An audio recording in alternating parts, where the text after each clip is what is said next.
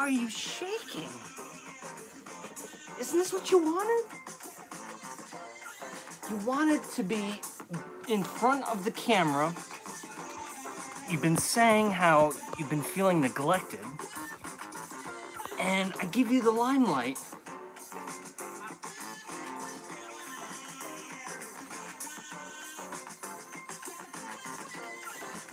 Hey, baby. This is my puppy. This is Elsa. You guys have not seen Elsa for our passion of similar interests.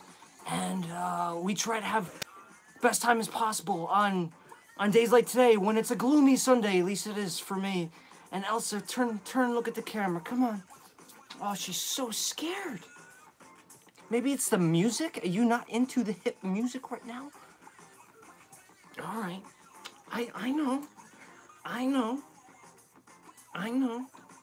You should see, she's acting coy now. But she's a demon dog. She's eaten my deodorant. She's eaten chapstick. You can be very annoying. Look. I love you, but, you know, I've had relationships where, you know, the people were annoying, but they didn't eat my deodorant, you know what I'm saying? All right, Elsa, it's time to move on. We have a show to do. Let me put her in her little puppy room, her puppy palace, so she can play with her toys, and she's obviously very scared for whatever reason. It's as if she knows. It's as if she knows people are watching her and judging her. I will be right back. Come on, come on.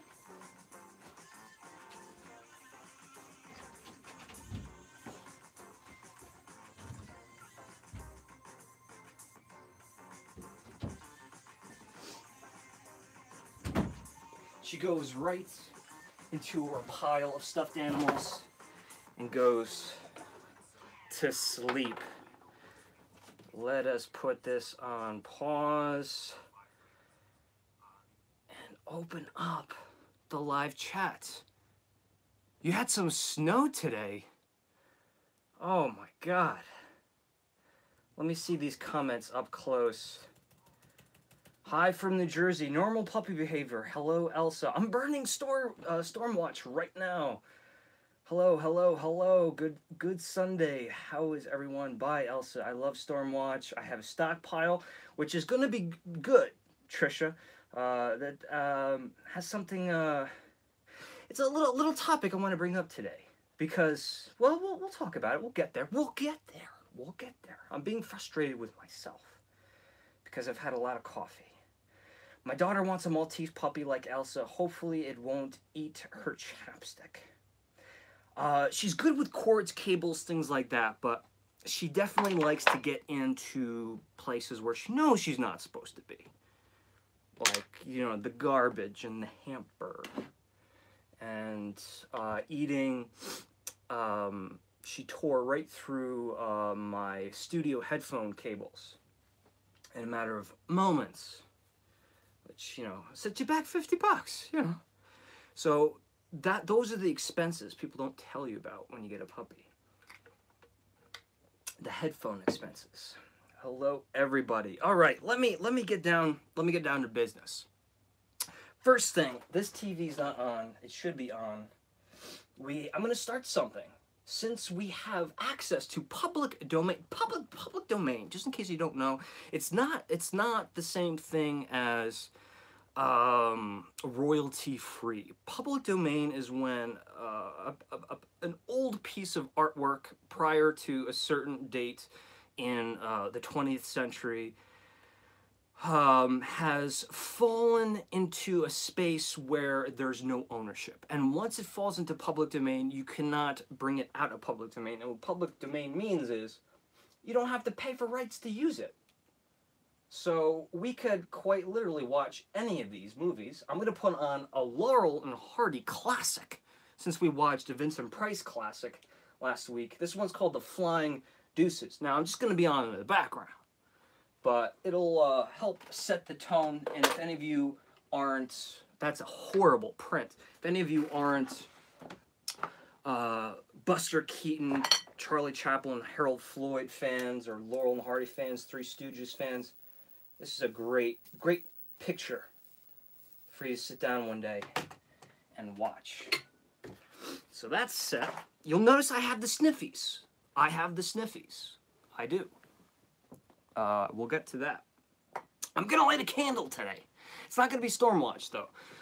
This is one, I hope I've given it a shout out many times. I know a lot of you folks who keep asking, really have asked me since the beginning to talk about the World Journeys collections by Yankee Candle, because if you've never experienced these, some of these are hardcore awesome.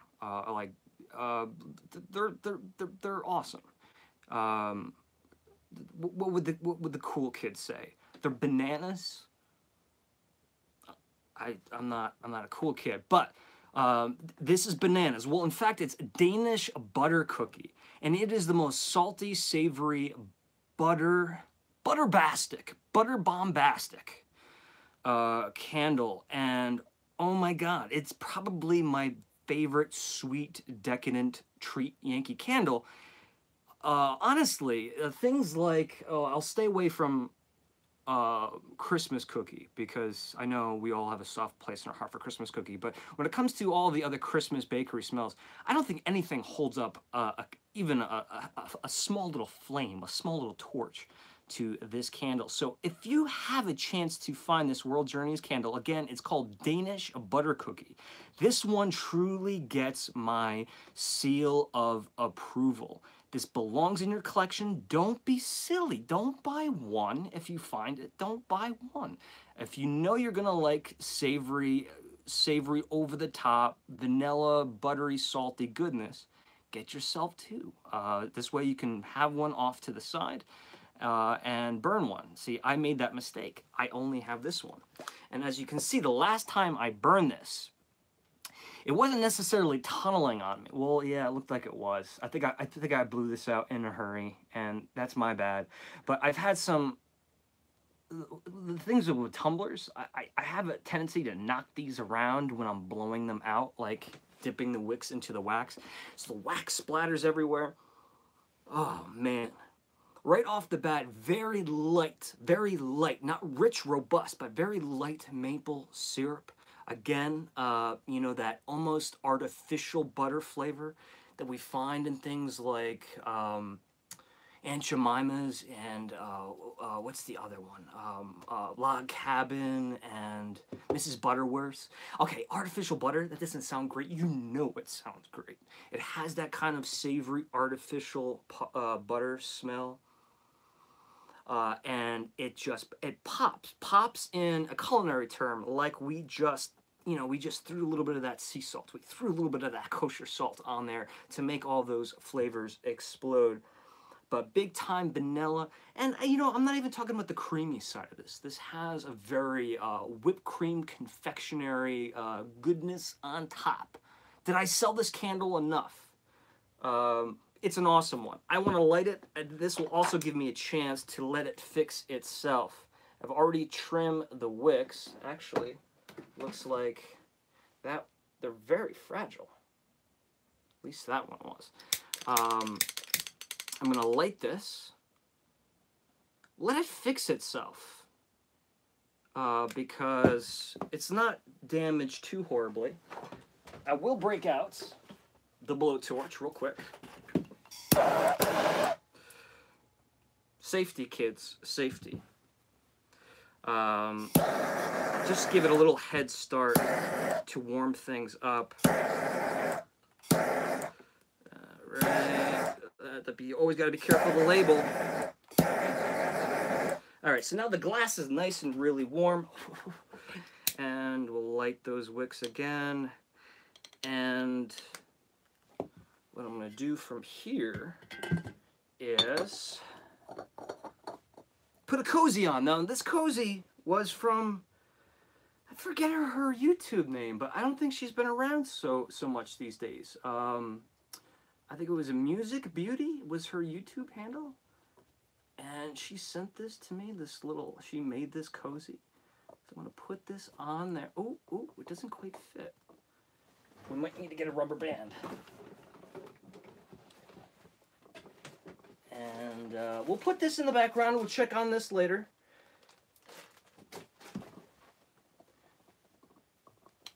There we go. So what that cozy will do is keep the heat on the glass. We've already expedited this process by putting heat on the glass from that blowtorch. But now, we can put this in the background. Another little thing, another little topic I was thinking about when I was getting ready today. That sign might fall. That thing is not, that's not screwed to the wall. That's just like propped up there. Can you use shades? Really, I'm asking. Can you use shades for 2-wick tumblers? I've done it before. It looks just fine. But I've had shades actually warp on me. The glass. I'm not kidding. So I'm not going to keep that shade on. I'm not going to do it. I'm not going to do it. What are we guys saying? What are you guys saying over here? I have my tissues all set.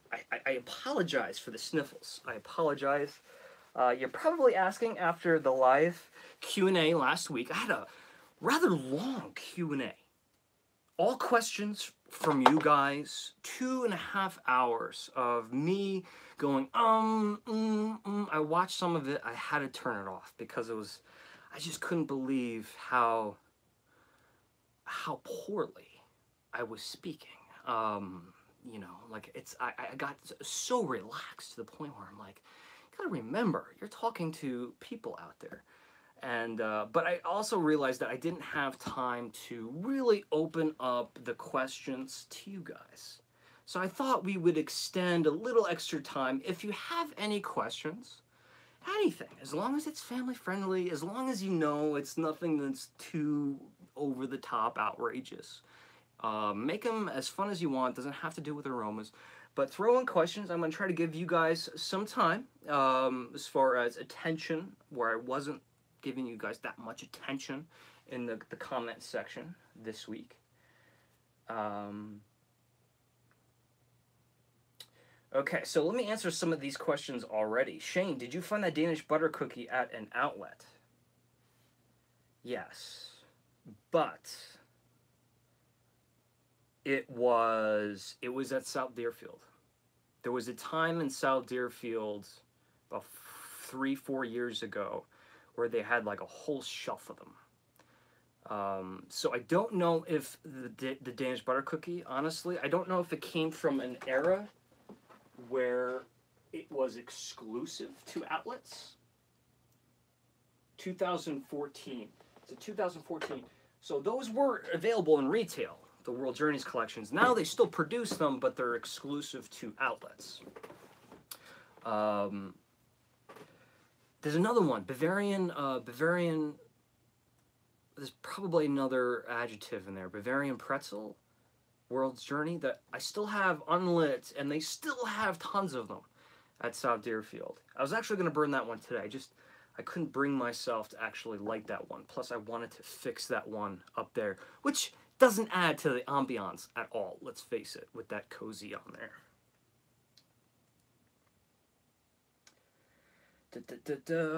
Okay, so... cool kids would not say, what did I say? Bananas? No? Okay.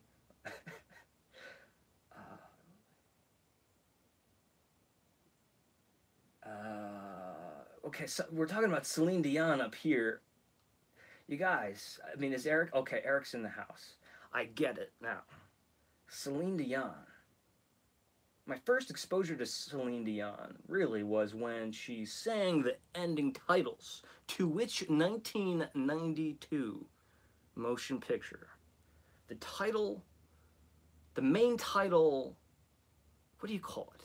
The main theme, title song in the credits at the end of the movie.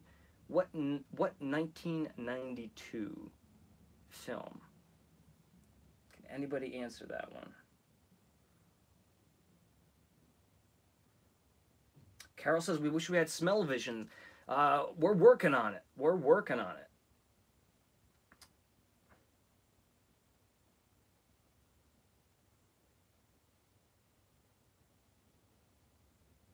Shane, is anyone in your family or any of your roommates allergic to candle fragrances or don't want you to burn them? Yes, yes. Roommates, I've been okay with for the most part. But yeah, whenever I travel with family or if I'm spending time at the homestead, uh, there's a lot of allergies. There's a lot, and don't get me wrong, I have allergies as well. So some people, I just deal with it because I love it. But a lot of folks in my family, a lot of them, are very sensitive to if I was burning anything like cinnamon apple or anything floral for that matter. Chris Amander says, is it a duplicate of Christmas cookie? It's not, Chris. I mean, it's, let me just make sure I'm giving you the correct information. It is paraffin wax. It is in a whole different realm, where Christmas cookie is much more vanilla forward. I think Danish butter cookie, go figure, is going to be much more buttery, savory, butter forward. It almost makes your mouth water when you smell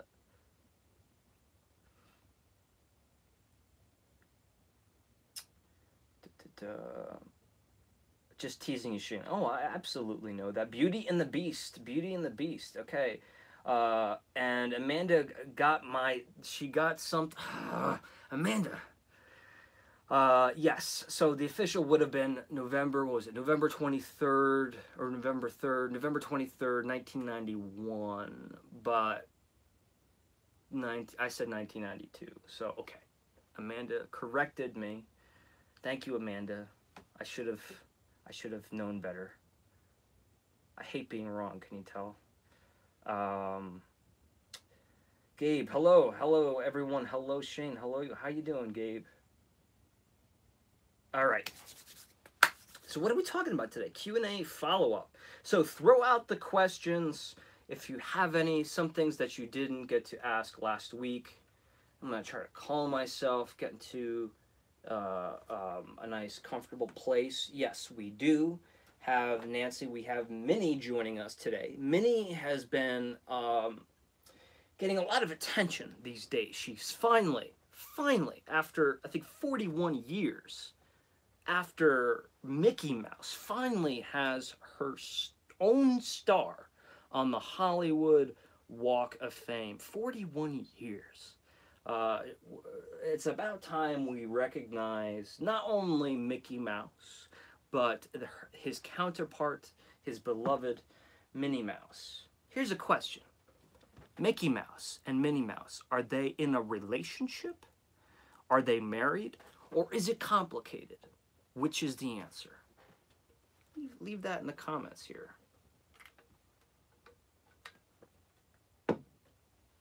Yeah, you know, what is up with that? I don't know. It really is a good question. I think it's something that's slipped through the cracks, and I think, you know, this year, Katy Perry was a large part of stepping up. Believe it or not, Katy Perry stepping up and saying, what was the phrase? Rock the dots. You know, the dots for Mickey Mouse. And it's had a little bit of a fashion trend for Minnie, a lot of new merchandise with Minnie coming out, and being spending some time in the limelight. Like, Mickey, come on, man. You know, you got the sorcerer's hat, you got the magic wand. Let Minnie have some fun too. And Eric is going with the weird alternative answer number 3. I always thought of them as a brother and sister pair who were raised together in an attic. So I guess I'll say it's complicated. Well, that would be a complicated situation, Eric. It certainly would. But I can assure you that Mickey Mouse and Minnie were they had chemistry. They were love interest at first sight. That's right. In fact, there was a macho, kind of nasty, kind of mean version of Mickey Mouse who was always, not always, but made a few appearances, who was trying to steal Minnie's heart from Mickey. Again, huge high five to anyone. Don't Google. Huge high five to anyone who knows who that sly mouse who was trying to steal Minnie from Mickey's hands. Probably not the best way to phrase that, because Minnie can do whatever she wants.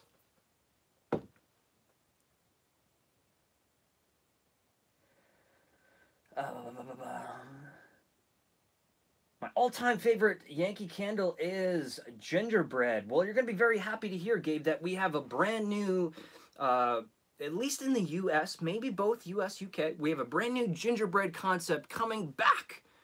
Or not coming back, but coming forth to us for this year's holiday season. If I can pull it up real quick, I'll let you know the names. Anyone know the name on top of their head? I think it's like sparkling gingerbread. That doesn't sound right. That sounds like I just made it up. But I will find out the answer. But gingerbread, yeah, gingerbread is awesome. And I shamelessly promote a lot of my videos. And one that I would like to promote right now on my main channel, one video called When Two Holidays Collide.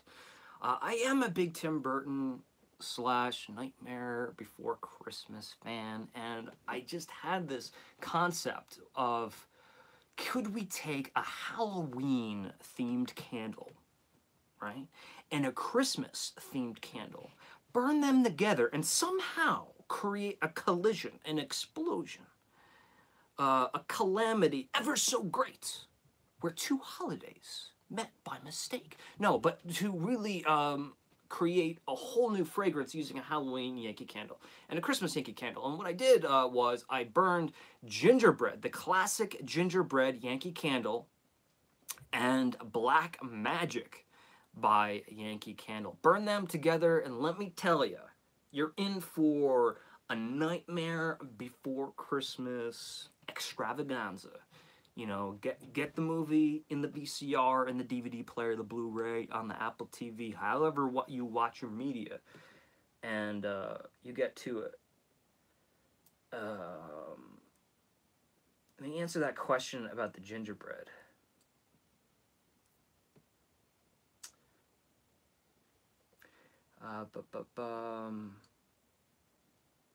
Frost hyphen gingerbread. Frost gingerbread.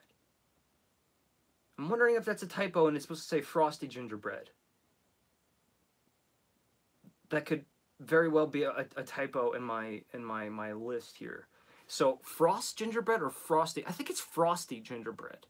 But we will be seeing that at least in the UK. At least in the UK. It's confirmed in the UK. It's not confirmed in the US yet. But I think we will have something like that, something similar, or at the very least, if we don't get it this year, that usually means we'll receive it the year after. People need their gingerbread, you know? And there's nothing like that original gingerbread cookie. And I'm so happy that there was some 2017 pours of it available, because I stocked up. I put a bunch up on eBay. A lot of you folks, Mark Smith, Tanya Smith, they stocked up on some gingerbreads, even some older gingerbreads. 2009 was a great year for gingerbread. I believe they got one of those. I have a few of my own, and I also have some soy wax tumblers. I don't know. I always feel a little less guilty burning the tumblers. The UK is getting blue spruce from Yankee this Christmas. Yes, they are. I said it with Witch City Wicks I've said it before, Witch City Wicks, but this whole thing of spruce, um, you know, it's starting to trend. Blue spruce. It's not to say that these candles are other coniferous trees like hemlocks or, help me out, guys, hemlocks, firs, and of course I can't think of any of the cypress would fall in coniferous trees. It's not that these are not represented, but usually when you think say pine tree, that those words are synonymous with Christmas. But blue spruce adds a whole new dimension to the Christmas tree experience. It's sweeter, it's more concentrated. I feel like it's more citrus forward. And yeah, you know, I many times growing up, I would plead with my father. I'm like, let's get a blue spruce this year because they look beautiful for the Christmas tree, but they're just a pain because they're very sharp needles. So putting the tree up and removing the tree is actually quite dangerous. It's like a little hedgehog, well, a very large hedgehog. So yeah, so getting back to that, Trisha, thank you for reminding me. That Nightmare Before Christmas video, check it out. I mean, it's nothing special. I talk about the two candles, and then I end it in a very special location that's very Nightmare Before Christmas appropriate. Let's put it that way. And it's just little gems like that when I posted them, I'm like, you know, that I was very happy with that because I felt like that really worked. Gabe says, I have to go. My Wi-Fi is not working too much. So bye, everyone, and bye, Shane. Gabe, have a great Sunday. Shane, will you be taking your parents to Santa's Village this summer? That's a great question, Rachel. And it's funny because I don't, maybe I've suggested that before. But I actually was thinking about it. I was thinking about, I mean, it's really up to them. I mean, if they wanted to go tomorrow, even though I don't think they're open tomorrow, I would take them. It's just, it's a hike. It's a hike. In the summer, it's better because you don't have to drive around the snow or around the mountains, I should say. But you know, my parents, I don't know, they're not fond of spending too much time in the vehicle. Now, what I'm hoping for is to get Eric Peter Carlson, EPC, from the Eric Peter Carlson YouTube channel, to bring his production skills up to Santa's Village during the summer. Maybe get Monica up there and have kind of like a Carlson universe at Santa's Village, because although I've done 2 specials in Santa's Village, there's a lot of rides and attractions that they have open for the summer that they don't during the winter. They have water flumes, they have a water park, I believe, some form of water park, and plus I think they have like some resort options. Angie says, do you think it'll be a repackage of an older gingerbread? There's not really that many options. Frosty gingerbread, like iced gingerbread. I see what you mean. Those are very close, very close names. You know what? It very well might be, because correct me if I'm wrong, but iced gingerbread, did that come back last year for the Cookie Swap collection? It didn't, or did it? I honestly, Christmas feels like so long ago. So Angie, that's a good call. Maybe that's what they're doing. And I do have strong beliefs that crunchy pistachio vanilla will return in some form. I don't think we're going to see it as a returning favorite this year for Christmas. I say this because one of my sources, but one source that I really do, I trust, and I have every reason to trust this person, said that they've already picked all of the returning favorites, all of them, up until Christmas 2019, and this was years ago. So they've already selected the returning favorites. So it's not like they're debating what's coming out. They already know. I think it's very curious that the crunchy pistachio vanilla I think, for the most part, unless you're not a sweet candle person, it touched everybody's heart.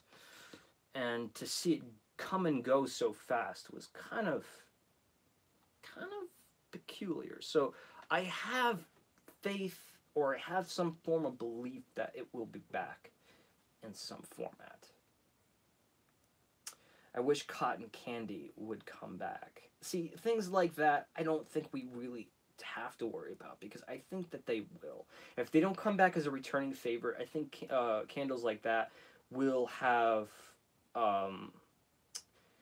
like appearances at South Deerfield or online exclusives. I could be wrong, but things like sugared apple. I mean, when that disappeared, I'm like, how could you stop making sugared apple? I mean, it's like everyone's favorite candle.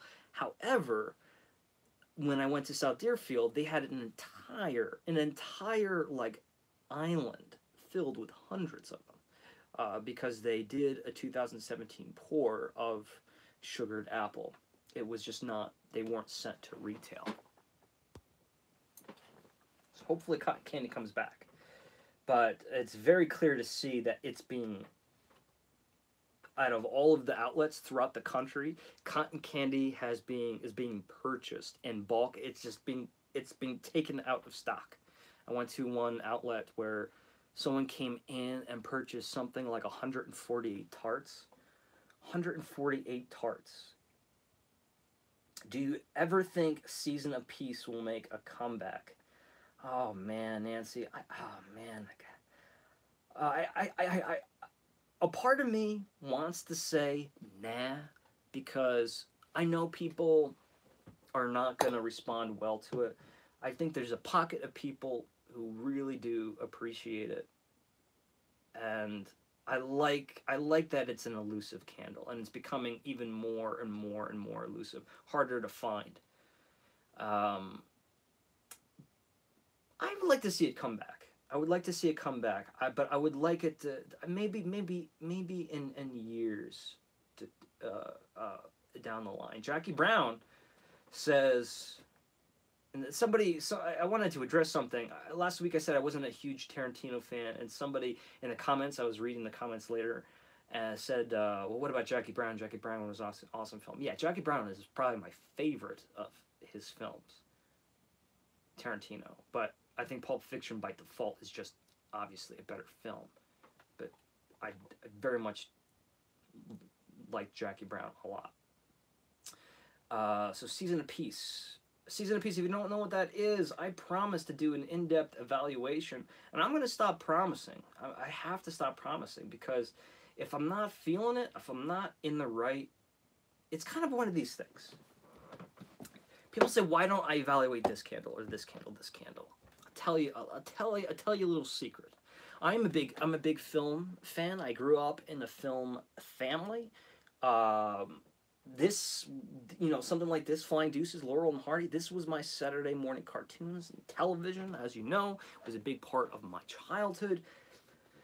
But I got to a point where I was in my mid-20s, and I was watching, what I would do is, like, I would pick one director, and I'd watch their entire kind of retrospective, their catalog, then move on to the next director, watch all of their films. And I just remember people asking me questions about movies that I had seen, and I just couldn't decipher which movie. Wait a minute, was that movie, or was it that movie? Woody Allen. It's the same thing with his movies. It's so hard sometimes, or very easy sometimes, to get the plot from one Woody Allen film mixed up with another. So I decided at some mid-20s, late 20s, to say, you know what? If I haven't seen a classic, I'm going to wait. There's no reason to rush us, right? And one movie I have never seen, never, ever, and I'm waiting for the perfect occasion, the very perfect scenario. I have to be, like, snowed in a log cabin, with like a great surround sound system and a great size TV, or I have to be in an old decrepit movie house where I stumble in late at night and I'm the only one there. I've never seen Gone with the Wind. And this is exciting. And people say to me, what are you waiting for? Go watch it, go watch it, go watch it. You have to understand, that's exciting to know that there is one of the greatest films, arguably one of the greatest films and the biggest achievement of cinema's history, I have not seen. But I'm putting it on the side, waiting for that perfect moment. And there was a point to that.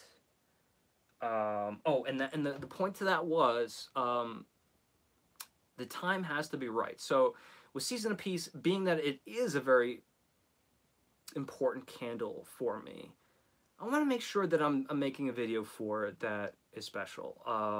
I obviously have to be in the snow for Season of Peace. I mean, wouldn't you guys agree? Like, I can't sit here in the office and talk about Season of Peace. If we want to discuss the fragrance notes, we can discuss the fragrance notes. But that candle most likely will hit you on, will have an emotional impact on you when you smell it. And that's really more of what I'm interested in. The emotional impact that it has, rather than what are the ingredients that make up that fragrance. See what I'm saying? Long tangent, but all relevant in my mind. Can we call it a unicorn? We can call it a unicorn.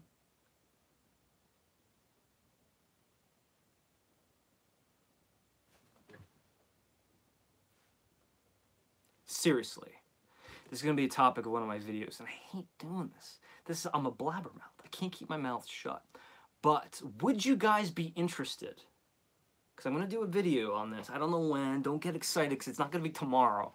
But I finally wrote this one down, because I think this is a solid video at some point. Yankee Candle Returning Disasters. Returning disasters. Meaning, would you guys be interested in seeing the least popular scents of Yankee Candle's history coming back for a limited time, where you can buy them, smell them, maybe give them a second chance? You know how, like, Family Guy, I was never a Family Guy fan, but how Family Guy went away and then it came back, right? And found a whole new audience. Would you be interested in seeing the worst of the worst, the ones that just did not have a good rapport with the masses, having those fragrances, those scents come back in a collection called Yankee Candle Disasters? And would you buy them, or would you at least be very, very, very curious? I bet you would be very curious. I bet you would be so curious that you would get up and go to Yankee Candle, to the storefront, to smell them. That's how curious you would be.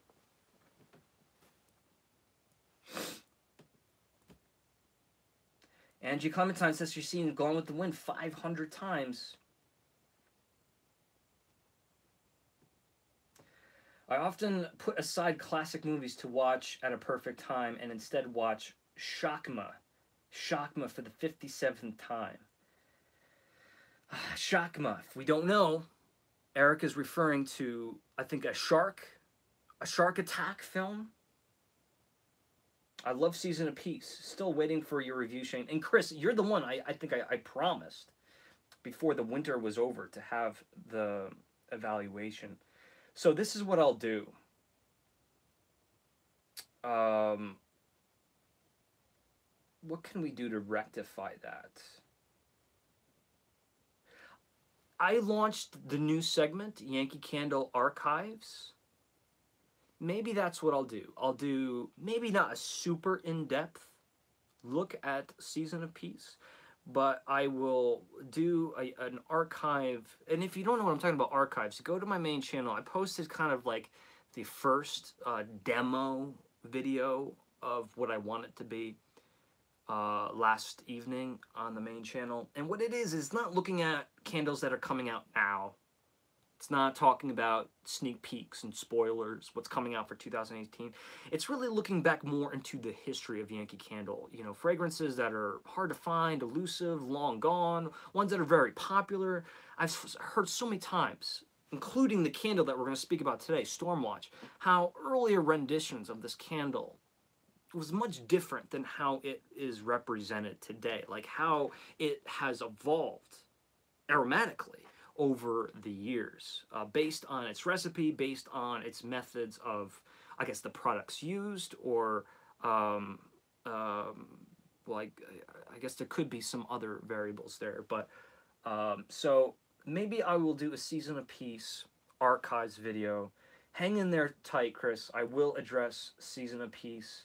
I think the most important thing is that when you hear the fragrance notes, you will be baffled. I certainly was.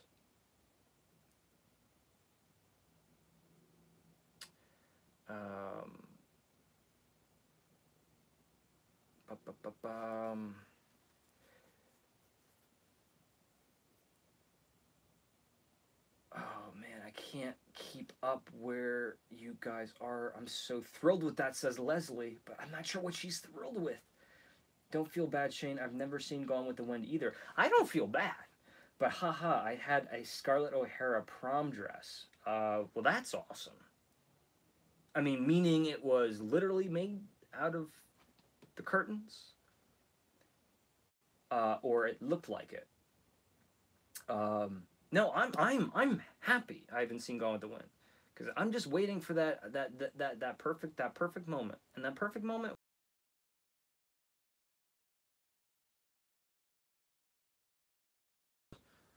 You know, I was watching classic films when I was like 17 years old, like all of the classics. Should I, and I should say literature too. Should a 17-year-old kid be watching, I shouldn't say kid, young man, or a teenager, should a 17-year-old teenager be reading all of the classics at that age? Or should, you know, maybe they saved some of those classic books, classic films for, you know, after they've had some life experience? It's an interesting question, a question that we will probably not address too much today. Tailgating. Everyone's been asking about this candle, tailgating. Hot dog hell. That's a great description for it. I just saw it. I should have bought it. I kind of felt like it was one of those things where it was all agreed that I should have got it. I should have got it. We got to have a little bit more fun. Oh, and Leslie was probably talking about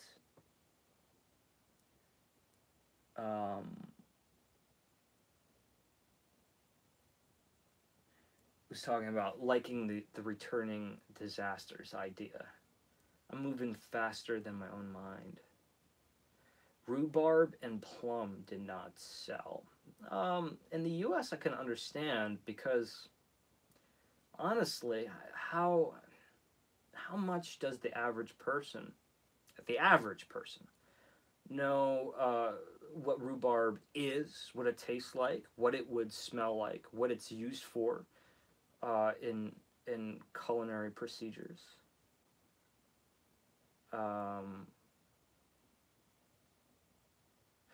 Oh, Rachel, wouldn't Haunted Hollow be considered a fail? It's kind of a subjective thing. I'm compiling a list of returning disasters, just hypothetical returning disasters. And even though I have a strong passion and love, and I thought that Haunted Hollow would open windows, open boundaries, break down borders and walls for people as far as venturing into new territories of aroma profiles, it was, I think, a fail. I think there's going to be a hardcore crowd of people, maybe not even hardcore, but a specific group of people who, like myself, and probably somebody like Doug from Spooky Villages, will really adore a candle like Haunted Hollow. But man, I was just watching on opening day, the release date of that candle, just people smelling it off the shelves. I was sitting there, yes, I was staring at people, watching them smell it for the first time, and the reactions were bad. I mean, they were just bad. And I was thinking, you know, like maybe like it's a demographic thing. Like maybe the younger kids would like it. Nope. Maybe, you know, the older folks would like it. Nope. There really just didn't seem to be a group of people who loved it. I think it only sold because it was sold as a trio set. So yes, I think Haunted Hollow would qualify as a returning disaster, even though I love it.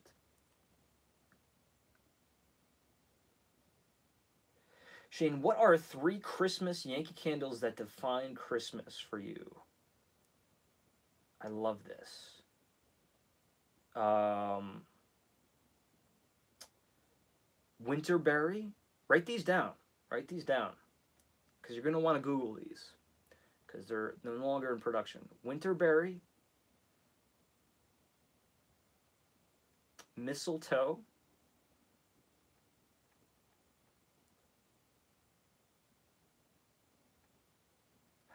Come on, man. You got this. And I have to say gingerbread. I mean, you see what's happening here. I try to cover, you know, because the winterberry, although it's very alpine, coniferous tree forward, it's got that tart red fruit backdrop. So it's fruity. And then the mistletoe, or you know what, that Christmas tree, returning favorite for 2017. Man, that thing is awesome. Man, that thing is awesome. It should be just as popular as balsam and cedar. And I'm kind of ashamed of myself for not recognizing its brilliance earlier. I really am. I really am. It took me this year for them to bring it back for me to realize how great it was. Um, but winterberry, the label, the look, the smell, mistletoe, because of it, just pure raw emotions. And what was the other one I said? Gingerbread. Just because, you know, very fond memories of being in the kitchen with my brothers, with my mother. Not that my father wouldn't be there, but if we were cooking in his kitchen, he wouldn't want to be anywhere near us. So he would let us bake in his kitchen only during the holidays to make cookies. My dad is a chef. He cooked when I was growing up. So if you're confused by that. But there's so many others. I really like Christmas Eve because it's a completely different. It's not what you would expect at all. Oh, that was a bad sniff. I apologize.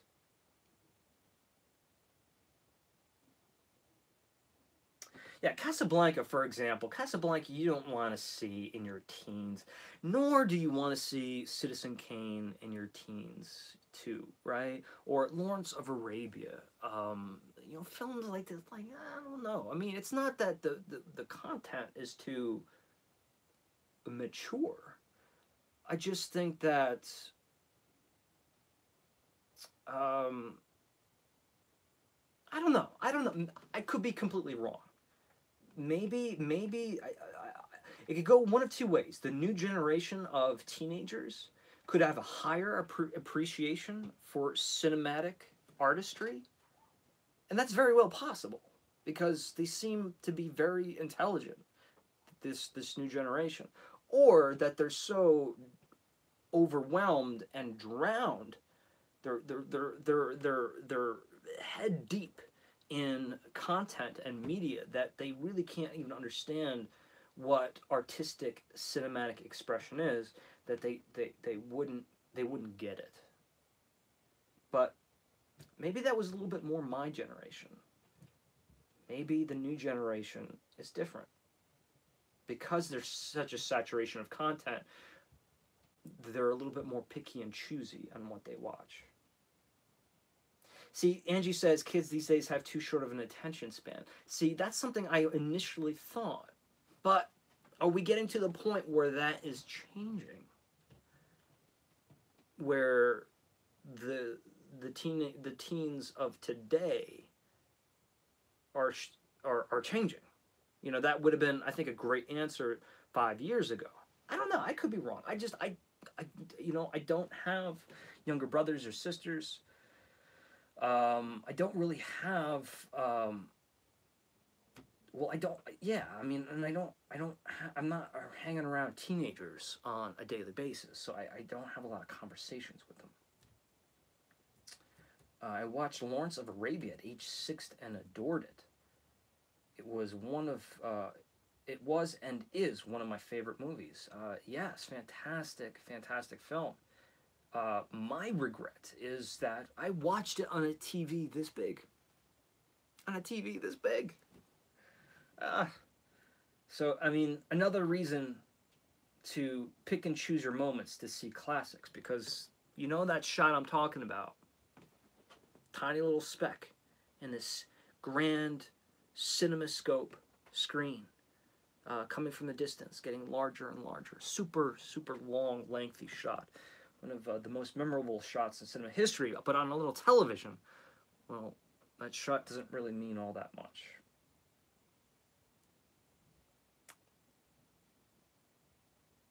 That is very sweet. My mother made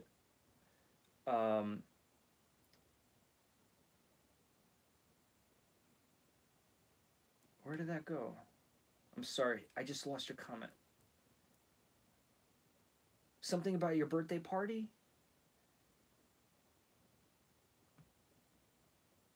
My mother made Arabic food for my 7th birthday to go with the movie. That's very cool.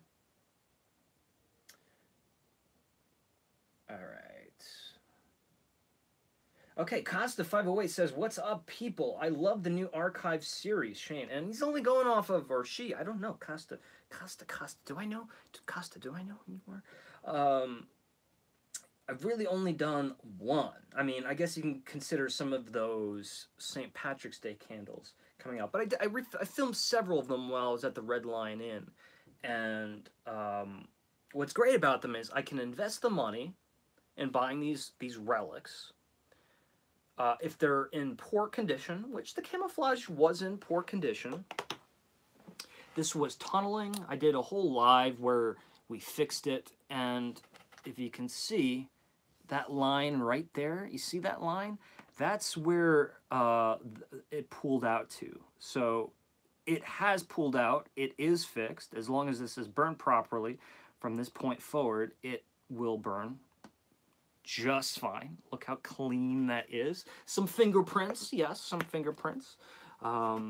But very, very intriguing candle. And because I spent so much time with it, really grew to it. But now that I fixed it, now that I spent time with it, now that I documented it for Yankee Candle Archives, now I can put it back on the official Yankee Candle, excuse me, not Yankee Candle, the official Candle Enthusiast eBay page, where you guys can bid, pledge, contribute to the show. Say someone walks home with this candle, that gives the show a little bit more money. Now I can go buy something else, review that one, document it, talk about it, share it with all of you, and then put that one back on YouTube. As much as or put that one back up on eBay, as much as I would love to just put this in my collection and keep it forever, I can't do that. That's not the way the show's gonna work. We need to have the show fund itself. So some candles that you're gonna see popping up this week on eBay, even though I've been bad. I've been sick. And I've been really trying to let last week's live soak in. And,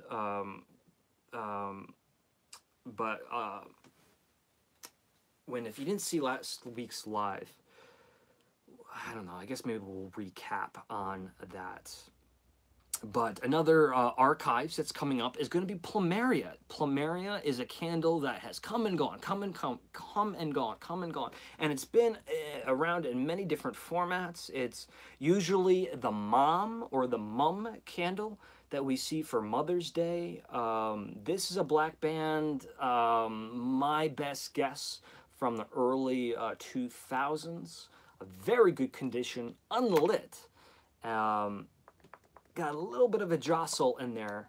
A little wax is a little loose, but I gave my full evaluation of this, And then I'm going to put this back on eBay. So now this will be another episode uh, of archives.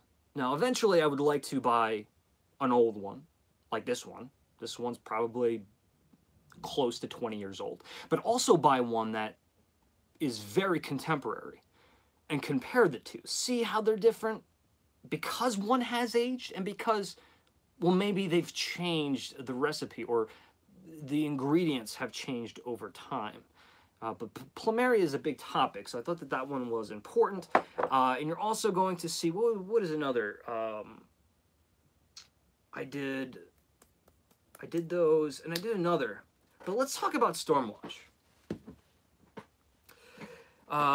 Because Yankee Candle Archives really is about finding, like I said, relics, artifacts. What is this? What's going on? I was recently searching on eBay. I say recently, in the past several months, and it's still up there. There's a candle from, I'm guessing, the mid-'80s from Yankee Candle. It's Stormwatch. Stormwatch was a very early candle for Yankee Candle. And you'll notice in the title of this video, I put Stormwatch, circled the R with the circle around it, which means reserved, which is a whole different category of trademark. It's completely different. It means like almost complete ownership of that name under the context of candles for Yankee Candle. But this is a fragrance that's been with them for a long time. We are familiar with, of course, this is what it looks like in the classic form. This is a 2017 pour of Stormwatch. Someone just said Stormwatch was originally unscented. That's very, oh, it's Rachel. Well, Rachel, when I post my video on Stormwatch in Yankee Candle Archives, that's something that you're going to have to bring up because I can't answer that question. But notice the color. This is the color that we associate with Stormwatch, right? Even if we go back to some of the very early Stormwatches, like Black Bands, this is the color that we're dealing with. But there was a specific time in the course of the history of Yankee Candle where Stormwatch changed colors.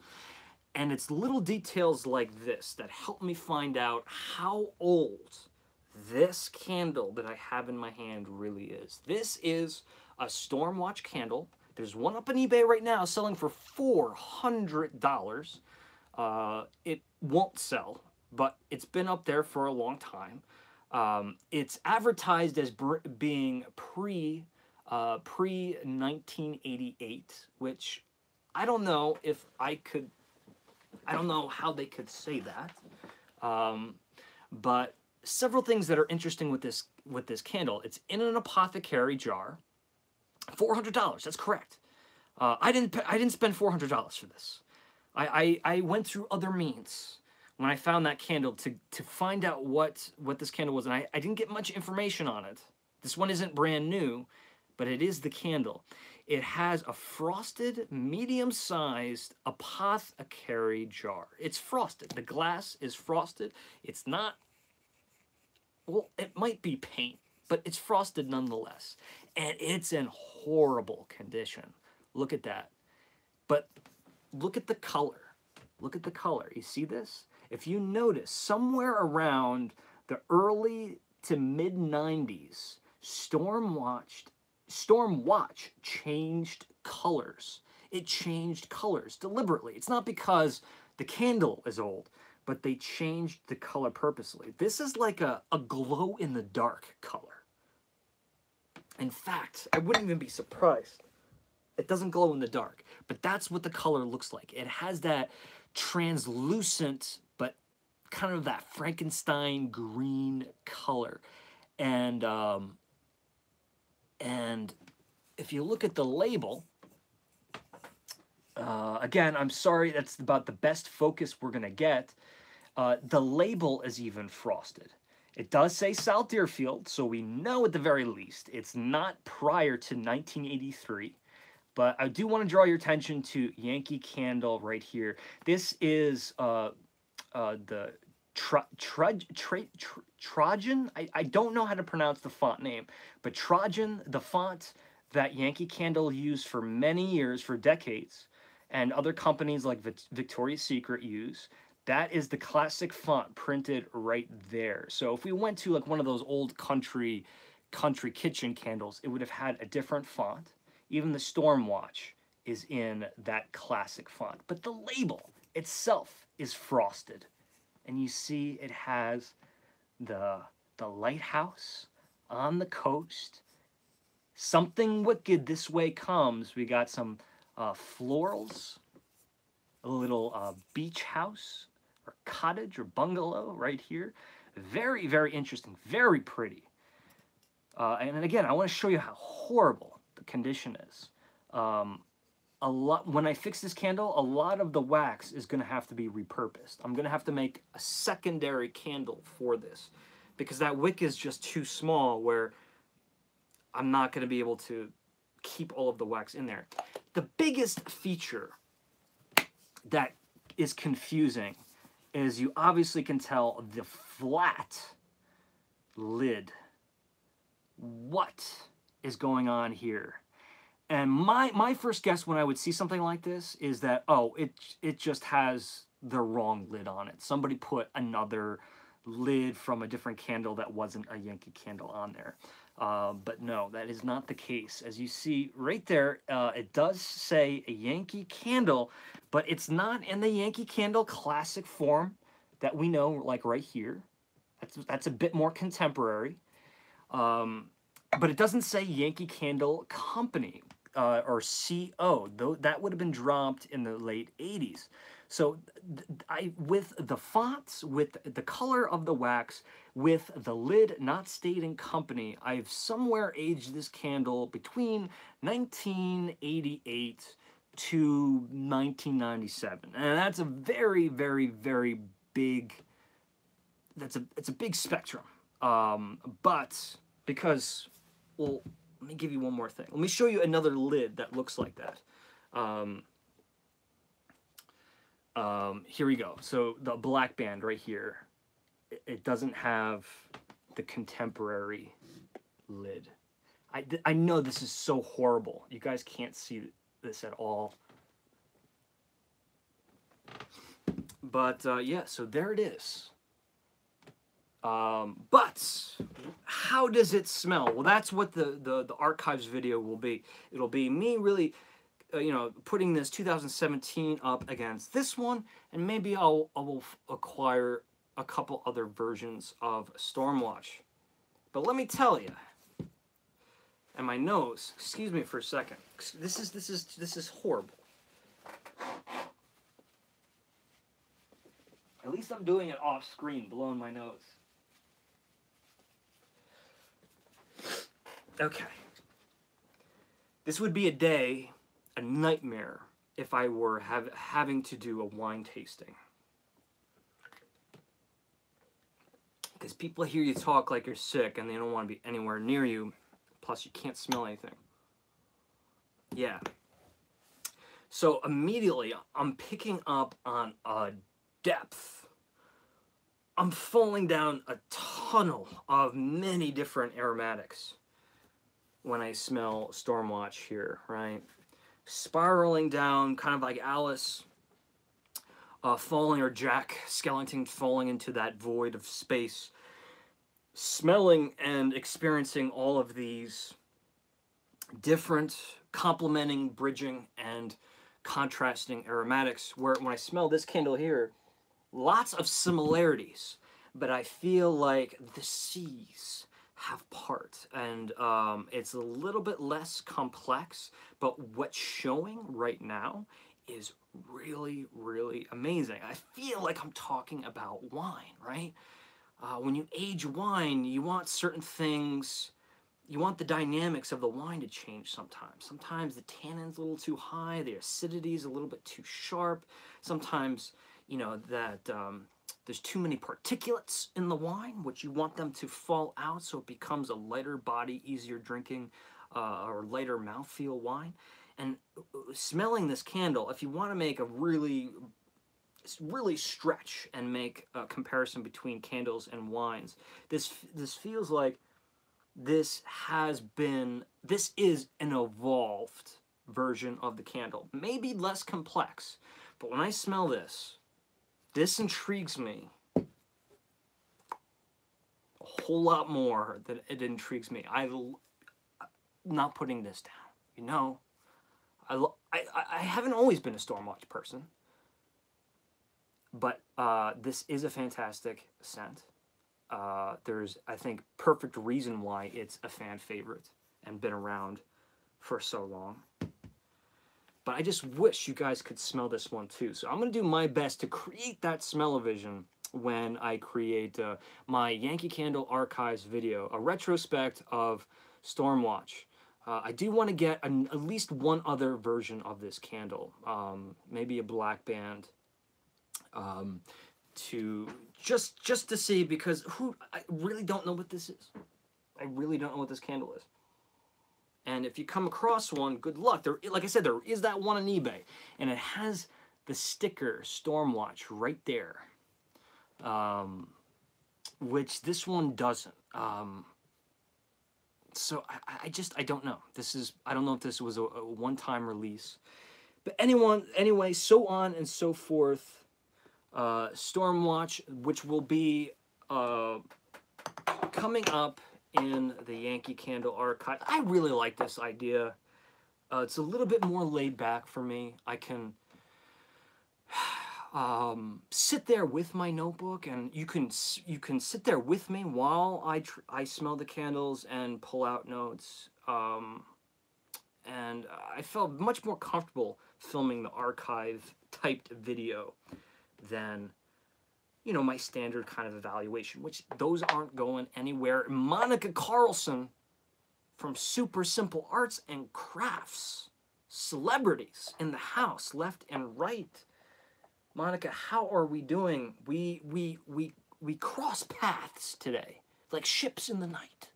My brother and Monica, I'm guessing, are just finishing up their live stream on their channel, Eric Peter Carlson, which is a Disney-based vlog, and many other things. A little plug for them. Go over and share some love. But also, Monica has her own channel, Super Simple Arts and Crafts. If you've got little ones running around the house, or if you like to use crafts, glues, glue guns, Elmer's glue. I used to have the Elmer's glue that was like neon colors. I love that stuff. I wish they brought it back. I might even buy more Elmer's glue if it came in neon colors. But if you have little ones running around the house and you want some fun projects to fill up some time, have fun, get the family together, Super Simple Arts and Crafts, check out that channel. Check it out and watch some of the videos. You'll have fun even if you're a full-grown adult male like myself. Yes, because I like super simple arts and crafts. That's right, I said it. I said it. Some new items that have come into new items that have come into my possession. The UK summer collection. I'm trying to complete it. If you don't know the UK summer collection, it's going to consist of Coconut Splash, right, or Bright Blue. That's at Target. If you really don't care about the label and you don't care about the whole presentation, you can get this fragrance in other forms. But in the UK, it's going to be released as Coconut Splash. I've shown this on Instagram. I've showed this on the YouTube channel. Raindrops is not a part of that collection, and I'm beginning to think more and more that Raindrops will at some point be coming to the US. But don't quote me on that. So we have Coconut Splash, we have Coconut Splash. Why am I having such difficulties here? Coconut Splash. What is going on?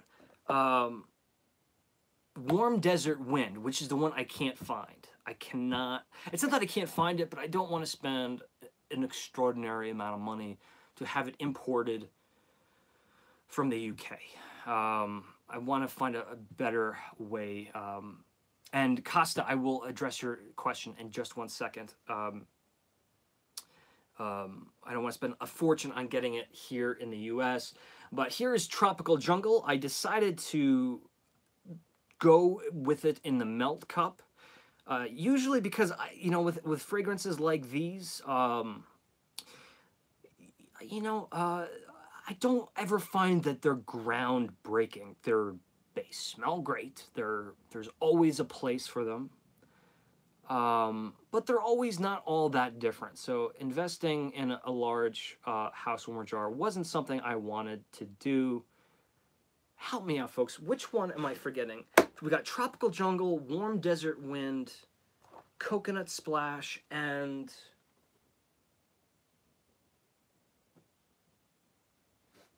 I have it. That's the thing. And I can't even remember which one it is. Misty Mountains. Misty Mountains. So I have Misty Mountains. So right now I'm waiting on Warm Summer Winds, or Warm Desert Winds, and I'll record a video. I'll do them separately, and then I'll do a video. I'll put all of the evaluations together. Okay, so I want to go back. I want to go back here too, because I feel like this is a part of what this live is about. Costa 508 asks, "How is the new healthy lifestyle, Shane? Question mark. Hope you're feeling better." Costa, let me just tell you right now, I feel horrible. I feel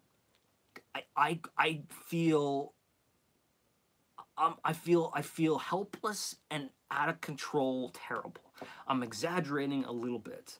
The day I was to start, if you don't know, I'm going on a 10-week challenge where every single week I'm taking on another element in my life that's going to make me healthier. I'm either going to give up something or I'm going to take on something. And systematically, 10 weeks, I'm going to go through this venture, a portal through this crafting and sculpting health journey, and I'm going to push myself to the limit. I'm going to push myself to the limit. So this way, I know a lot of you are out there who have been struggling with diets and weight control and getting back to the gym and just have very specific diets that you have to focus on.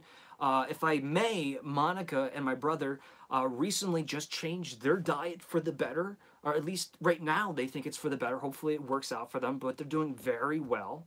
They feel good, they look good, their grocery bills have been trimmed down. But I want to go through a 10-week series, 10-part series, where I'm going to just keep tackling things. But the first day of my 10-week journey, and the first episode will be coming out shortly, I was struck by a massive cold. So suddenly my concerns weren't about making changes to the diet. It was about not being a zombie. And I've had my blood work taken, all that stuff, but just to keep everything on schedule while being sick this week and still being sick has been interesting. However, it makes for great content. So the first week, it'll be great. You'll get to see me at my very worst the first week, and then every week, like I said, gonna take on a different subject and a different activity, build upon this pyramid of becoming healthier. And I don't mean just about weight loss and vanity. I'm talking about having a healthier life, feeling better about myself, and hopefully in translation, some of you, if you choose, can use it as a tool to help aid you in your own personal journeys to for yourself to become a healthier person, or just try to correct or fix or alter something that you would like to change about yourself in a positive way. So I'm here not to preach. I'm here not to educate in whatever my ventures are as far as like weight loss and getting back into shape and getting my diet under control, getting my sugar issues under control, addressing a lot of ailments that I've had that I've ignored. Or maybe they're just in my head, Monica's probably saying. But either way, I am trying to get in a place where I am healthy. I'm inviting you to join along. First video will be posted shortly.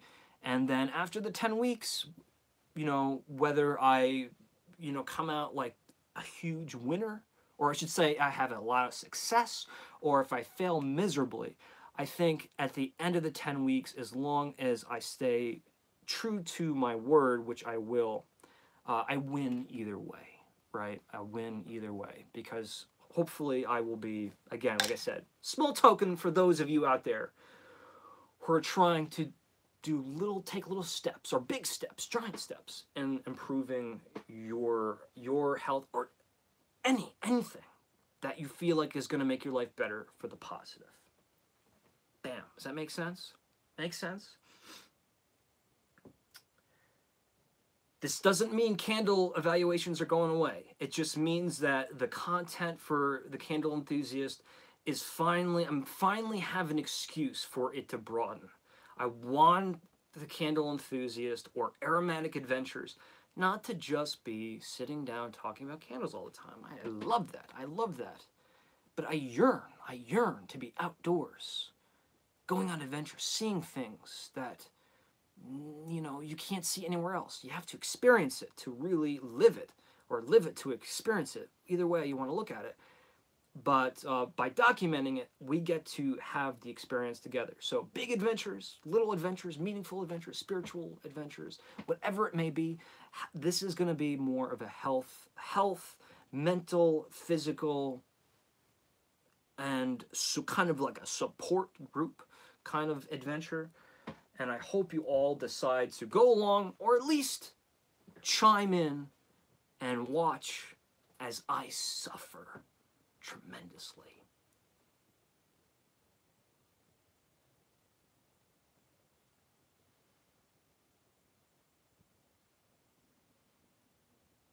And Rachel says, seeing you at your worst isn't great. I hope you feel better. I'm clearly exaggerating. If you saw me a couple days ago, I was bedridden, not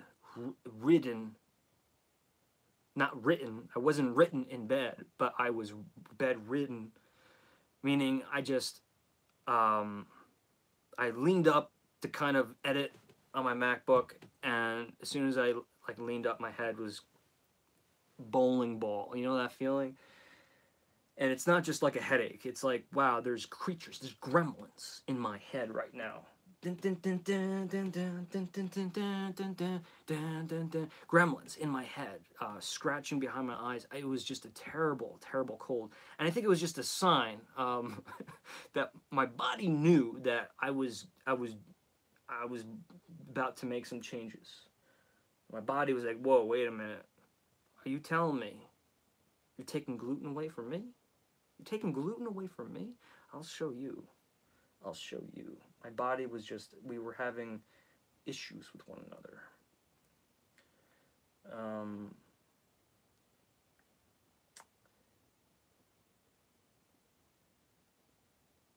Okay, Nikki's doing some shopping at Yankee Candle Outlet. We'll check back later. Have fun, Nikki. Good for you, Shane. Thank you very much. It is, but bad because it's 5 for 50. Okay, we're talking about outlets. I'm sick too, such a bad head cold. So Marshmallow, you know my feeling. And Nikki, stay on budget. You know, my words of wisdom. All you have to do is say, this is how much I'm going to spend, and stick to it. I couldn't think of a joke. Obviously I'm being sarcastic, because my trips to the outlets sometimes end in a very unfortunate manner.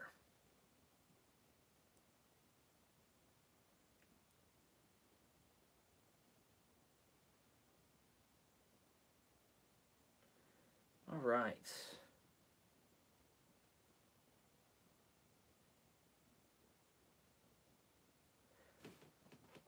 Okay.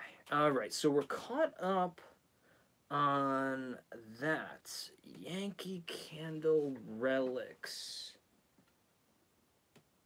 Do I have anything else I can show you? I showed you the Storm Launch. That was really the relic that I have found. The blueberry video. Can I talk about the blueberry video for a moment? And throw questions my way. Any questions. Completely random if you want to. But while I'm doing that, I'm going to be talking about my blueberry video that, you know, it's like spinning plates. All of these things I keep saying they're going to happen. And trust me, it's not laziness, the reason why they're not happening. It's just, they take so much preparation. So that's why I feel like I should keep my mouth shut and not, like, get you guys all excited, and then weeks go by and you still don't have a video. But if you don't know, I am working on a Yankee Candle blueberry retrospective, meaning every single blueberry Yankee Candle, excuse me, that has ever been released, whether that has been a limited edition, whether that's been in retail, whether it's been an outlet exclusive, whether it's pre-Sal Deerfield, I'm going to do a retrospective on all of those candles. Not really. There's going to be some that are missing. But I've made a lot of progress to really fill in as many as I possibly could under the constraints and the budgets and the accessibility of these candles. I've really found a lot. You'd be amazed. You would think there would be a lot more blueberry candles. There's some of them are very obvious, right? The blueberry candle. Rachel's leaving. Rachel's going. She's going to play Pokemon. Good luck. May Pikachu be with you. Always. But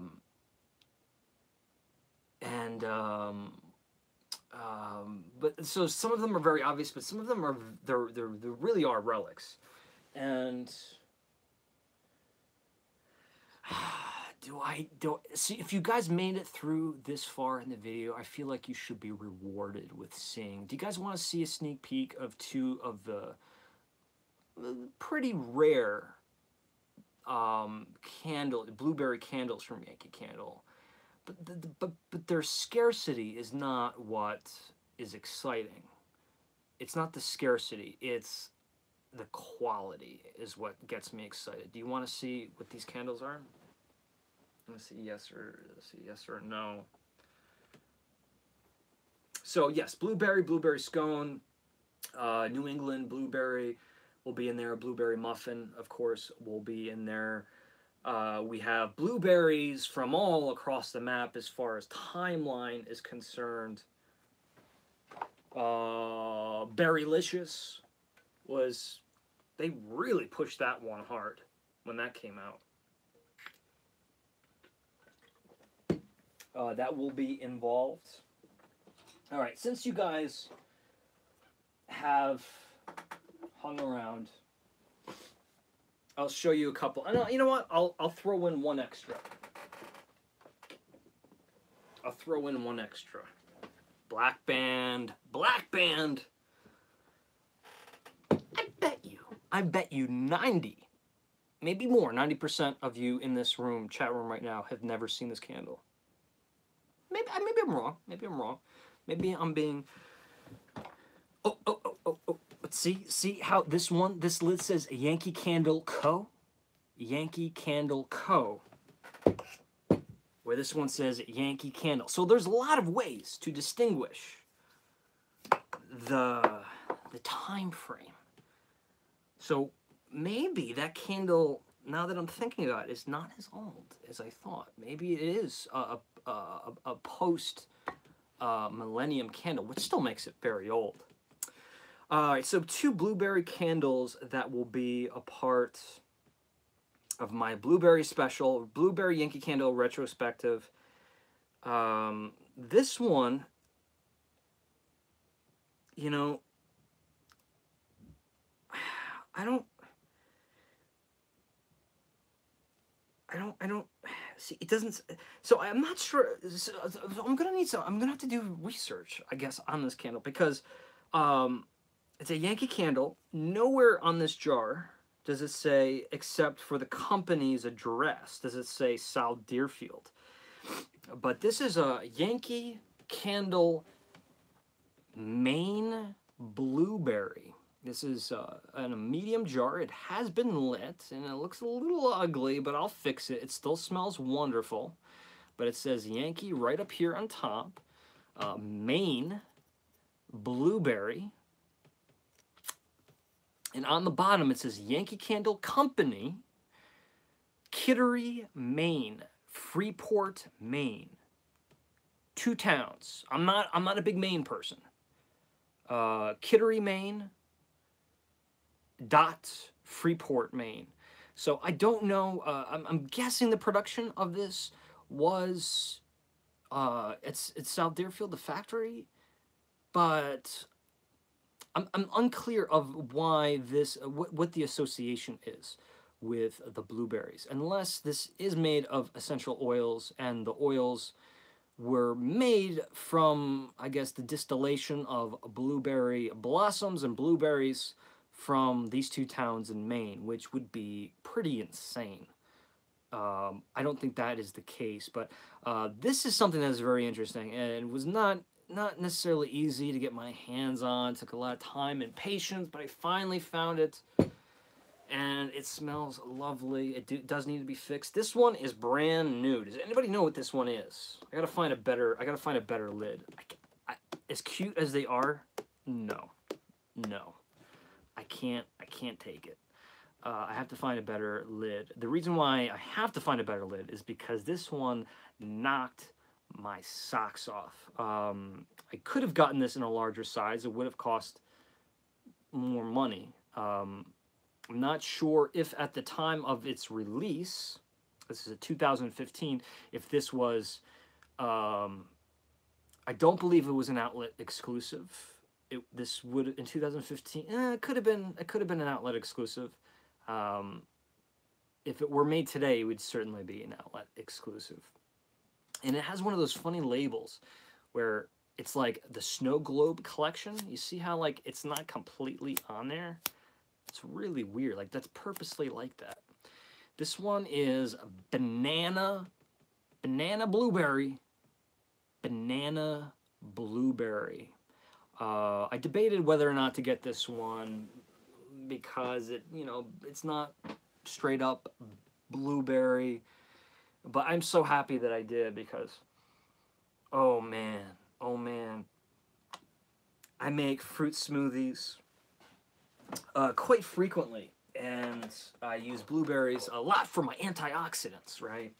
And that is what this reminds me of. And you gotta put a little piece of banana in your smoothie to get that nice, rich, creamy texture. And this is what that reminds me of. Blueberry, or banana blueberry. Banana comes first. And I believe this was called the Popsicle Collection, because you see a little popsicle swirl on there. So this was released in other scents, but this smells like, if you want to take it in a warm, savory direction, think of like banana walnut blueberry bread. Or like I said, that fruit smoothie of like coconut milk, or almond milk, or milk, with ice and a little bit of vanilla ice cream or vanilla flavoring, vanilla protein powder, and then you get a little bit of that banana and the frozen blueberries in there. A little spritz of lemon to brighten it up just a little bit. Very refreshing. it's kind of pulling in two different directions. Part of me wants to drink it, part of me wants to eat it like a warm muffin. So happy to include this in the blueberry episode. And there's one more. And there's one more.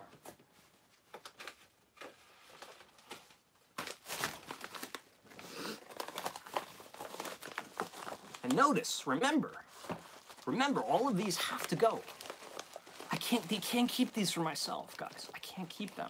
So once I make these videos, they are going up on eBay. Whether they sell for 99 cents or whether they sell for, well, I hope they sell for more than 99 cents. But I do hope that you guys get them for a good cost. They do have to be resold. This I could only find in a tart format, but I had to include it. The age eludes me. It is not in the classic Yankee Candle Trajan. I don't know how to pronounce the font name, Trajan font. But it's called the Old Farmer's Almanac Blueberry Crumb Cake. The Old Farmer's Almanac. Homegrown scent. No. I'm gonna say this. I'm gonna say the whole title. Homegrown scent, homespun style. The Old Farmer's Almanac Blueberry Crumb Cake. That is the name of this fragrance, and I'll do my best for you guys to get a visual on there. And thanks for the reminder, for the thumbs up. I really appreciate that. But look at that. Now, these have some age. This has a little bit of age to it. And I'm getting the idea that since it's crumb cake, and because I'm starting to get a little bit of spice, that there's going to be some baking spices involved in here. But we'll have to wait and see. If anyone knows how to decipher, if anyone's worked for Yankee Candle, if anyone knows, like prior to 2007, it's very hard to identify the age of a Yankee Candle unless you're looking at little details like I'm looking at. These look in pristine condition, even though the stickers are kind of turning tan on the bottom, but there's no rips or tears in any of these. And notice that I bought a lot. I bought 6, so I'll probably be using half of one. The rest will end up being on the eBay official Yankee Candle. I always say Yankee Candle. The official Candle Enthusiast eBay page, where the money doesn't go to me. It goes back to the show. Have to say it every time. I have to. It's part of the rules and regulations. I have to say it. Also, like I should be saying, Yankee Candle is not a sponsor for this video, but I don't think Yankee Candle is going to have any problems with us discussing them. Here's another one. Speaking of fruit smoothies, this will be another Yankee Candle Archives. And this is the one I was saying that I don't know. I want to give you guys a lot of credit because you're very knowledgeable and I've learned so much from you guys. But this is one that I was not familiar with. I don't know if this was a one-off, like 1 year, that's it, or if it was around for a couple of years. It does have some age to it, like, you know what I mean? Like age, like that label is clinging on for dear life. It's on there pretty good, but the adhesive is contracting and the paper is dwindling. But the label is in perfect condition. As you can see, it's a black band, and this one is going to be titled, are you ready for this? How perfect. Fruit smoothie. Oh, we gotta get a better visual here. Can you see that? We have some sparkling waters with some berries, some cocktail with a kiwi on there. We have a frosted like strawberry daiquiri right here. We have one of those like vintage 50s like Cuisinart looking blenders back there. dairy-based smoothies, cocktails. I see citrus, I see bananas, I see oranges, I see pineapple, I see cantaloupe, I see kiwi. What is this? Amanda says, I've heard of it, but never tried it. And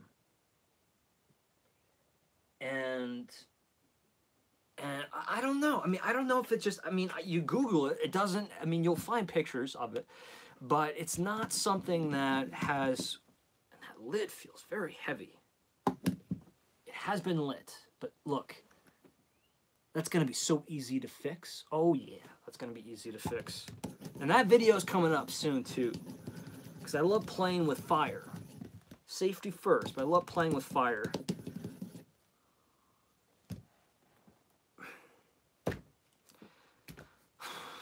You have to be a Yankee Candle nut. You have to be. If you're not a Yankee Candle nut, if you're not like as excited and as passionate and as like pumped up as I look and feel right now, I don't know if I look pumped up. I feel pumped up. You have to be to love this. This is what hurts the most is that I'm gonna have to give these away. I'm gonna have to not give them away, but we're going to be putting them up for sale for funding the show. But I would love to have this in my collection. I am falling madly in love with the look of these black bands, and I don't care if they're partially lit, half lit, whatever it is. Maybe once every 5 years, I'll break a black band out and burn it for one night, put it back. But I've played around and experimented with enough black bands to say that yes, you can tell the difference of an aged Yankee Candle in a lot of cases. Does it mean the candle is bad? No. Does it make it less like that collector inside you? Does it make you not want to have it? No. Coming from me, this is something that I would want as part of my collection, because somebody would see this on my shelf and be like, fruit smoothie, wait a minute. Especially because when this originally came out, it probably was during those days where like the info commercials where they're selling all those gadgets to make like your own fruit juices and smoothies. But now with the health kind of rejuvenation of the past 5 years with Vitamixes and Blend Techs and Ninjas and NutriBullets and Magic Bullets, all that stuff. People eating their greens and making smoothies, fruit smoothies and juices and stuff like that. I feel like this is a very relevant candle that I would not be shocked to see be listed as a returning favorite. Fruit smoothie. I will dive in deep. It smells wonderful. It smells wonderful, and it smells like a candle. Just trust me when I say that. It's a wonderful thing. It smells like a candle, and that is a lovely thing. So that I think I've shared my excitement there. I have more black bands, but I can't share them with you. You see, I have very special videos planned for them, so I can't share them with you. So I'm going to take a few last questions. It looks like a lot of people are moving on with their Sundays, which we should be, because we're about 100 minutes in at this point. But if there are any last minute questions, I will take them now. And this will be a good time. Whoa, boy. Whoa, boy. Hold on. Hold on, children. Oh. That's not a light. Whoa. I'm just like tearing down the house here. That's not a light piece of artwork there. That's masonite. This did not fix the pooling. I'm going to have to let this go for much longer. As you can see, my premature blowing out of the wicks last time I lit this candle has really paid a price on this candle. and I feel bad for doing it. And I believe the last time I lit this candle was in California. So it was a long time ago. But I will fix this throughout the course of the day.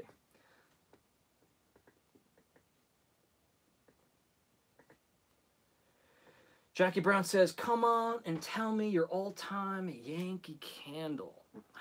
We've kind of discussed this before. I think in my heart, the beginning of the story, not the beginning of the story, but if I were to be writing a book about my experiences in Yankee Candle, the first chapter would be probably called Witch's Brew. Because my love of the holidays and love of Halloween especially, and the mysterious nature of Witch's Brew, I think is perfectly sums up how I feel about my passion for candles. You know, it's I'm always looking for the next Witch's Brew. But you know, I've said things like my favorite Christmas fragrances, sometimes they're not even very complex. My favorite Christmas fragrance may just be Merry Christmas. Merry Christmas was straight up, high intensity, very cooling peppermint swirl candy. A little bit sweet, but really just big time peppermint. Not as peppermint forward as Snow Magic, which is the candle, forgetting to tell you, that is going to be, I've already filmed the archives. I probably will be editing that tonight. But that means that's going to be going up on eBay. So if anyone is a peppermint or Christmas, like, nut, here's a black band called Snow Magic. And this one is the most peppermint-driven Yankee Candle I've ever smelled in my life. Am I going to say that it smells like anything else? I'm not, because it doesn't. It smells like peppermint extract.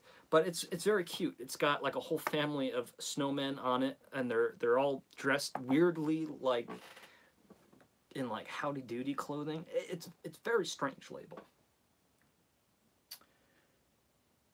Cookie Hill is in the house, and don't ever apologize for being late. That's why I upload these so you guys can watch them at any time. Nice to have you around, Cookie.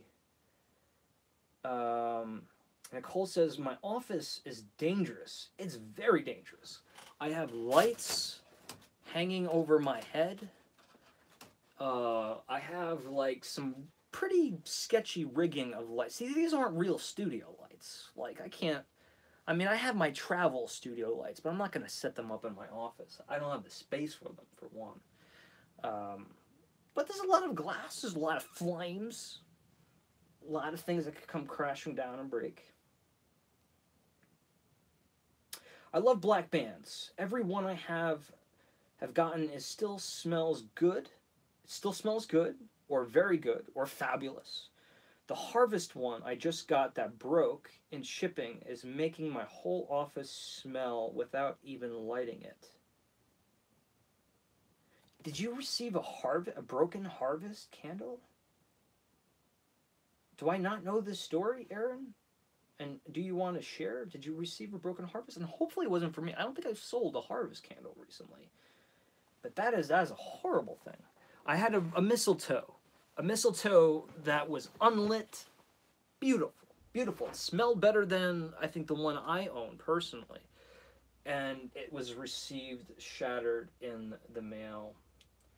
And that was very upsetting. Any semi-annual sale information that's coming up quick? Doesn't look like any new scents till the fall preview. There won't be, unless there's something that's our big surprise. Go to my video, Yankee Candle Archives, that I posted last night on my main channel. Go into the description section, right? Go into the description section and scroll all the way down to the bottom. Those are the fragrances that are set to be released or rumored to be released in both the United Kingdom and or I should say the US or the United Kingdom, or vice versa, or both.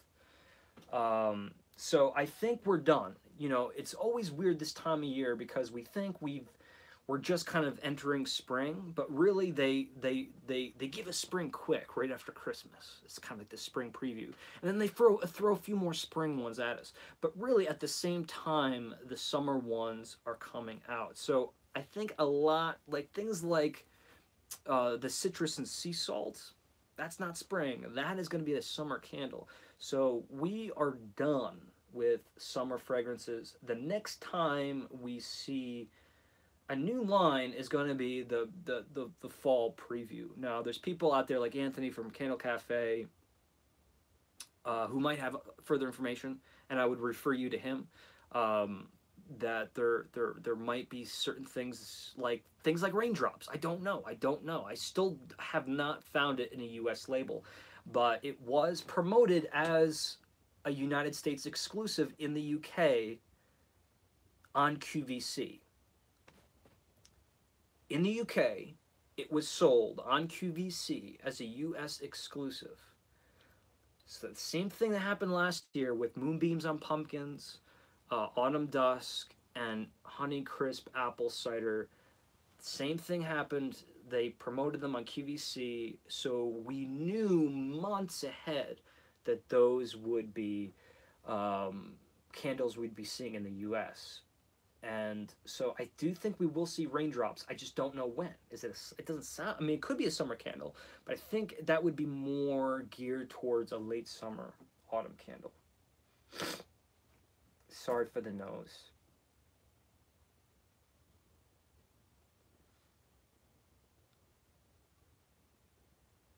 Chris says, did you do a comparison between rain and raindrops yet, Shane? I didn't. This was a question Chris asked a while ago. I apologize. I am working on it. I fully intended to get to it when I was at the Red Lion Inn in not South Deerfield, Stockbridge, Massachusetts. I ran out of time. I have all the nice little footage of rainfall, so a nice little way to open up the video. But that is something I do have to work on quick, because those are the situations I really feel bad about. When I say that like something's going to be done, like, and then weeks go by and it's not even close. Carol remembers that popsicle collection.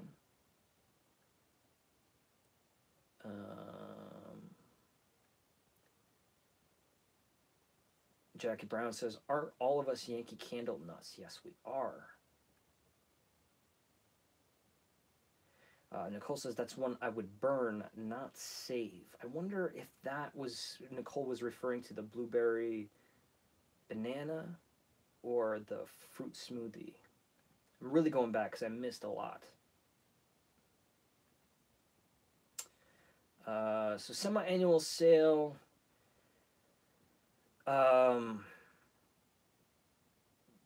Yeah, I mean, it's time. I got to get on that. Like I said, the list of the candles are there, but as far as pictures, like having like a picture slideshow or ads, I haven't uncovered those yet.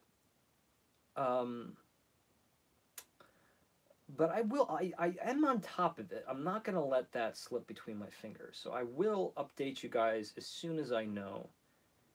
But you know, when they come out, it's summertime. Everyone is summer crazy. So there's always a little bit more leeway with autumn material in the summer compared to midway through the summer when people want Halloween stuff. And when they want Halloween stuff, they want Halloween stuff.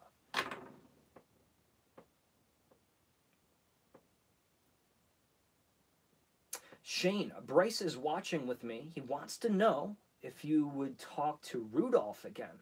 Bryce, yes, I think I know what you're talking about. When I visited Santa's Village in Jefferson, New Hampshire. Really cold place, colder than New York.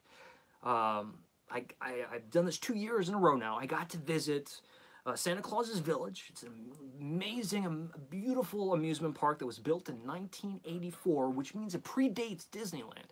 And right as you walk in, they have Rudolph kind of just chilling out. He's got his own little home and a glass window, and he's sitting there, and he's got tons of carrots to snack on, and you can have some conversations with him. So, Bryce, before next year, or if I do decide to go during the summer, what you should do is you should think of a question, a very specific question that you want me to ask him, and then put that in the comments. And then this way I can ask a question to Rudolph from you. So we can get down to the bottom, like to the nitty gritty of like, do some real investigation when it comes to getting inside Rudolph's mind. But he's a cool guy. He's a really, really cool guy. Very friendly. So I will certainly do that, Bryce. And a huge shout out to Bryce.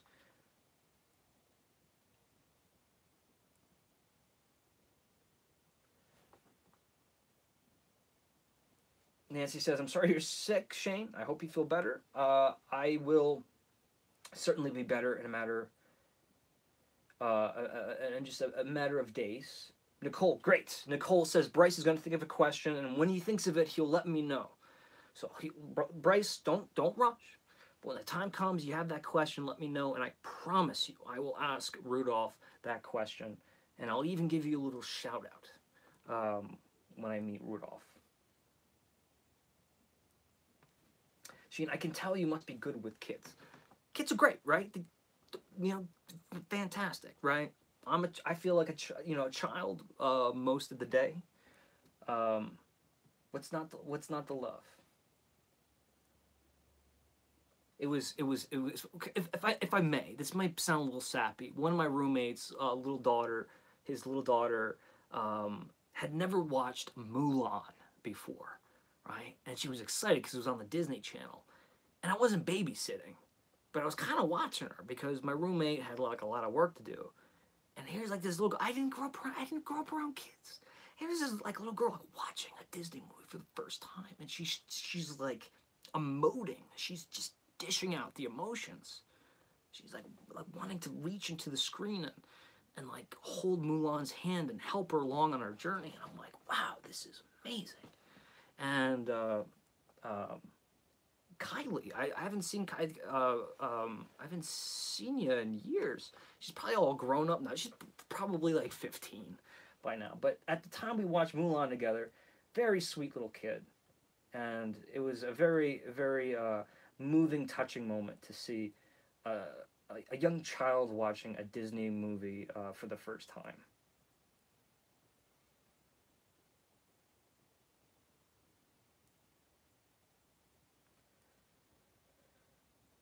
I could have. Another thing, if anyone's asking, no one is asking, but I do want to mention it. If, oh, I see. Crystal Creations. Oh, this would be so much fun. See, Crystal Creations, if you want to Google that, like bedazzled kind of things that you can make, jewelry and stuff, like Elsa and Frozen inspired. How fun would it be to see like me and my brother? I think it would be fun to watch the two of us like put one of these things together.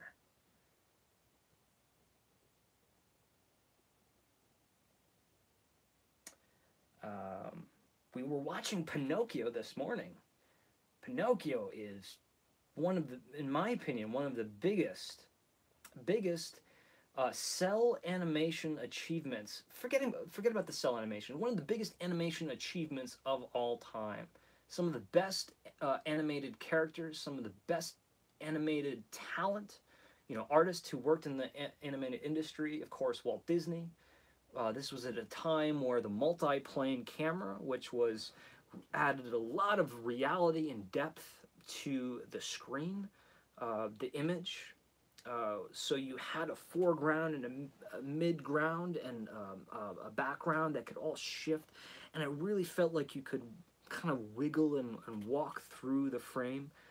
Pinocchio, I urge anyone, if you said I saw it when I was a kid, go back and watch it. It's amazing. It's an amazing achievement. Amazing achievement. I bought it the second it came out. I pre-ordered it on iTunes when it was released because it has amazing extra features too, documentaries and stuff like that. Any other questions? Oh, and I was going to talk about Spireside. Spireside. I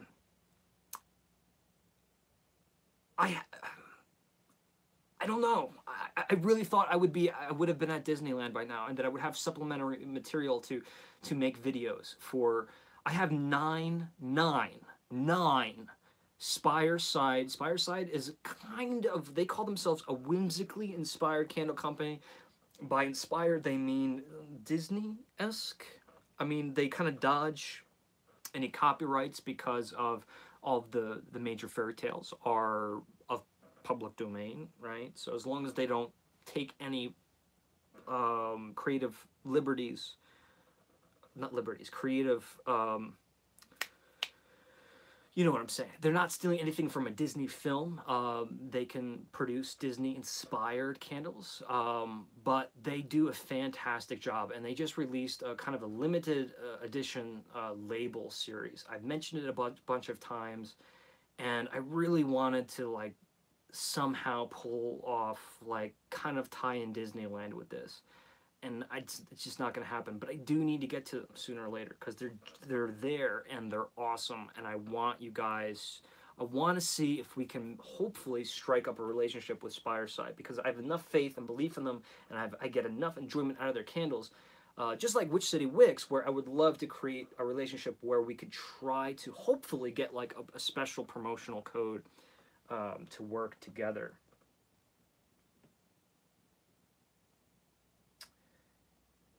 So Spireside coming up.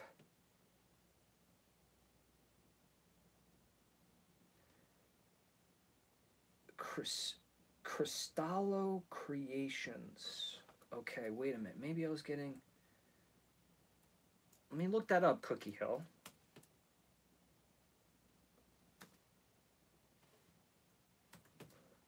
Because I'm not familiar with these candles.